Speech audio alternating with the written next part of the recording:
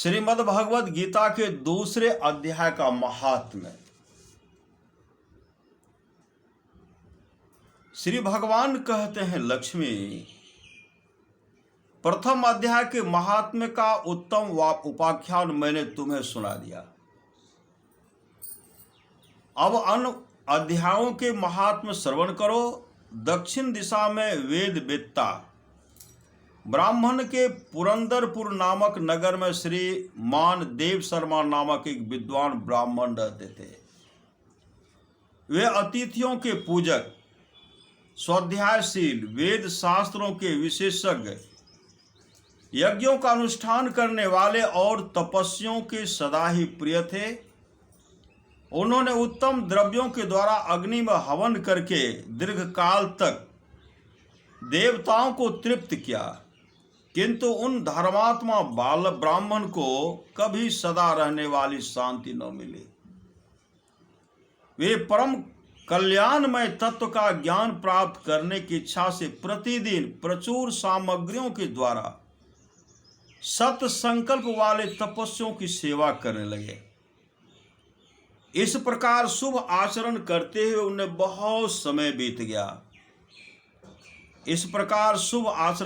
हुए उन्हें बहुत समय बीत गया। तदंतर एक दिन पृथ्वी पर उनके समक्ष एक त्यागी महात्मा प्रकट हुए। वे पूर्ण अनुभवी, आकांक्षा रहित, नासिका के अग्रभाग पर दृष्टि रखने वाले। कहाँ बताओ? दृष्टि योग का क्रिया करने वाले, नासिका के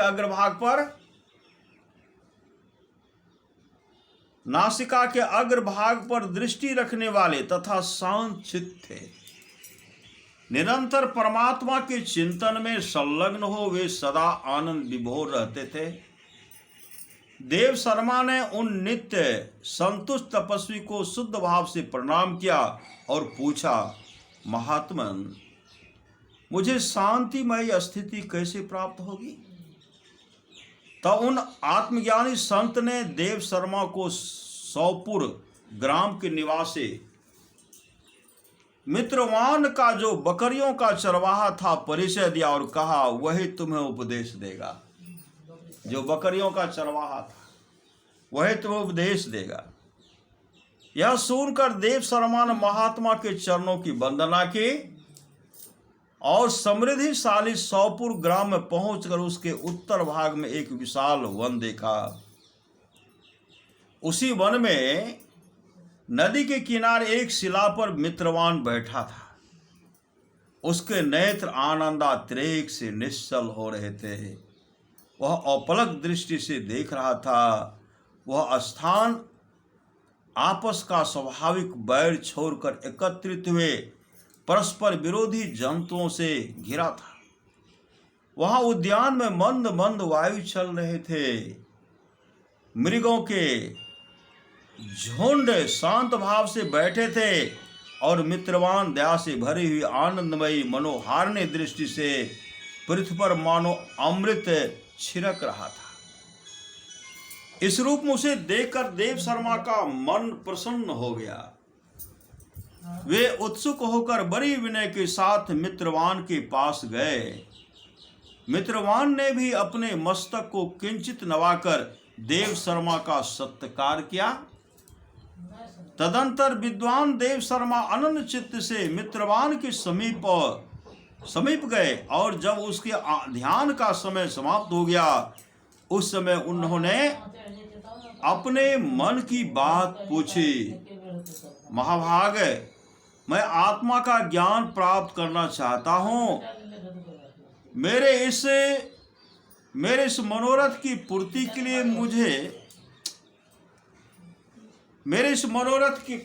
लिए मुझे किसी ऐसे उपाय का उपदेश कीजिए जिसके द्वारा सिद्धि प्राप्त हो चुकी हो। देव शर्मा की बात सुनकर मित्रवान ने एक क्षण तक कुछ विचार किया। उसके बाद इस प्रकार कहा, विद्वान, एक समय की बात है, मैं वन के भीतर बकरियों की रक्षा कर रहा था। इतने में ही एक भयंकर व्याघ्र पर मेरी दृष्टि पड़ी। जो मानो सबको ग्रस लेना चाहता था। मैं मृत्यु से डरता था, इसलिए व्याघ्र को आते देख बकरियों के झुंड को आगे करके वहां से भाग चला। किंतु एक बकरी तुरंत ही सारा भय छोड़कर नदी के किनारे उस बाघ के पास बेरोक टोक चली गई। फिर तो व्याघ्र भी द्वेष छोड़कर चुपचाप खड़ा हो गया। उसी अवस्था में देखकर बकरी बोली, व्याघ्र, तुम्हें तो अभिष्ट भोजन प्राप्त हुआ है, मेरे शरीर से मांस निकालकर प्रेम पूर्वक खाओ न। तुम इतनी देर से खड़े क्यों हो? तुम्हारे मन में मुझे खाने का विचार क्यों नहीं हो रहा है? व्याघ्र बोला, बकरी, इस स्थान पर आते ही मेरे मन से द्वेष का भाव निकल गया, भूख प्यास भी मिट गई, इसलिए पास आने पर भी अब मैं तुझे खाना नहीं चाहता। व्याघ्र के यों कहने पर बकरी बोली, न जाने मैं कैसे निर्भय हो गई हूं, इसमें क्या कारण हो सकता है?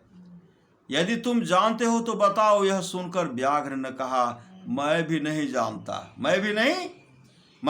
जानता। चलो सामने खड़े हुए इन महापुरुष से पूछे, जो महापुरुष उनसे पूछे। हाँ, चलो सामने इस खड़े हुए इन महापुरुष से पूछें। ऐसा निश्चय करके वे दोनों वहां से चल दिए।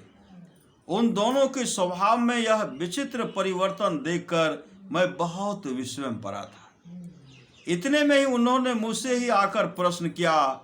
वहां वृक्ष की शाखा पर एक वानर राज था। श्री सद्गुरु, वृक्ष की शाखा पर एक वानर राज था। उन दोनों के साथ मैंने भी वानर राज से पूछा।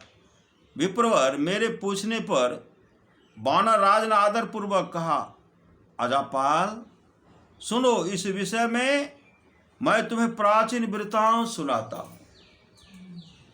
यह सामने वन के भीतर जो बहुत बड़ा मंदिर है, उसकी ओर देखो। इसमें ब्रह्मा जी का स्थापित किया हुआ एक शिवलिंग है। पूर्व काल में यहाँ सुकर्मा नामक एक बुद्धिमान महात्मा रहते थे, जो तपस्या में संलग्न होकर इस मंदिर में उपासना करते थे। वे वन में से फूलों का संग्रह कर लाते और नदी के जल से पूजनीय भगवान शंकर को स्नान कराकर उन्हीं से उनकी पूजा किया करते थे। इस प्रकार आराधना का कार्य करते सुकर्मा यहाँ निवास करते थे।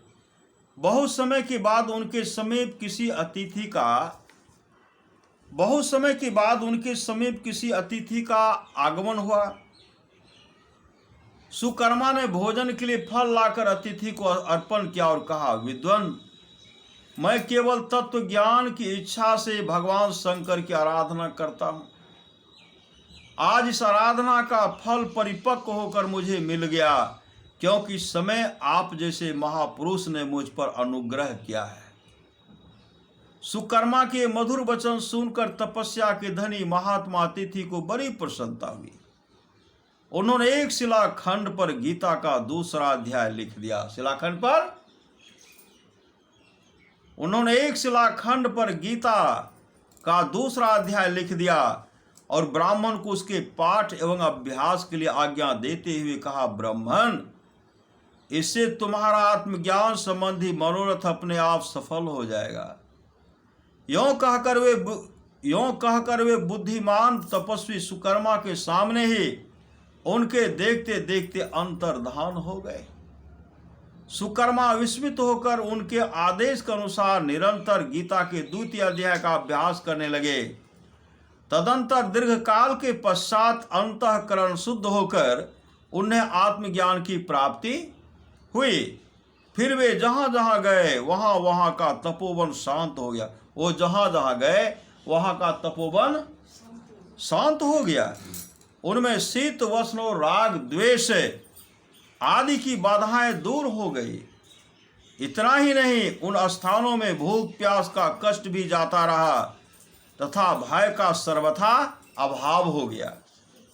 यह सब द्वितीय अध्याय का जप करने वाले सुकर्मा ब्राह्मण की तपस्या का ही प्रभाव समझो। मित्रवान कहता है, वानर राज के योग कहने पर मैं प्रसन्नता पूर्वक बकरी और बाघ के साथ उस मंदिर की ओर गया। बाघ और बकरी के साथ कहाँ गया? मंदिर की ओर गया। वहां जाकर शिलाखंड पर लिखे हुए गीता के द्वितीय अध्याय को मैंने देखा और पढ़ा। उसी की आवृत्ति करने से मैंने तपस्या का पार पा लिया।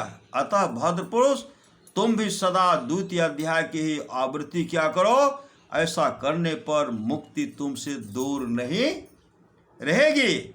श्री भगवान कहते, प्रिय मित्रवान के इस प्रकार आदेश देने पर देव शर्मा ने उसका पूजन किया और उसे प्रणाम करके पुरंदरपुर की राह ले। वहाँ किसी देवालय में पूर्वोक्त आत्मज्ञानी परमात्मा महात्मा को पाकर उन्होंने यह सारा वृत्तांत निवेदन किया और सबसे पहले उन्हीं से द्वितीय अध्याय को पढ़ा।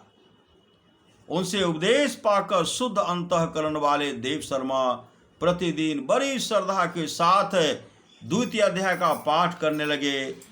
तब से उन्होंने अनवद्य प्रशंसा के योग्य परम पद को प्राप्त कर लिया। लक्ष्मी, यह द्वितीय अध्याय का उपाख्यान कहा गया। श्री सद्गुरु महाराज की जय।